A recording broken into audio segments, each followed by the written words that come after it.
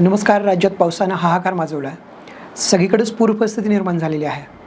पशुधन वाहून गेलं आहे. शेतकऱ्याची शेतीचं प्रचंड नुकसान झालं आहे. शेतकरी सध्या प्रचंड अडचणीमध्ये आहे.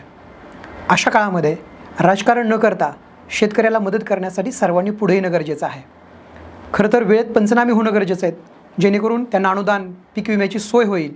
अशा काळामध्ये बांधावर जाण्याच्या नादात, चमकोगिरी करण्याच्या नादात प्रशासनाचा वेळ वाया घालवून नेत्यांनी उपयोगाचं नाही, किंबहुना स्थानिक शेतकऱ्यांकडनं माहिती घेऊन प्रशासनाला तसे पंचनामे करण्याचे आदेश द्यायला हवेत. लवकर पंचनामे करणं गरजेचं आहे. एखादं काम मागं राहिलं तरी चालेल, एखादा प्रोजेक्ट थांबला तरी चालेल, एखादा हायवे नाही झाला तरी चालेल, पण माझा शेतकरी जगला पाहिजे. त्यासाठी सरकारनं पुढं येऊन शेतकऱ्याला मदत केली पाहिजे, किंबहुना आपण सर्वांनी त्यासाठी भाग पाडलं पाहिजे. शेतकऱ्यांना एक विनंती आहे की आपण सर्वांनी काळजी घ्या, दक्षता घ्या. संपूर्ण महाराष्ट्र आपल्यासोबत आहे.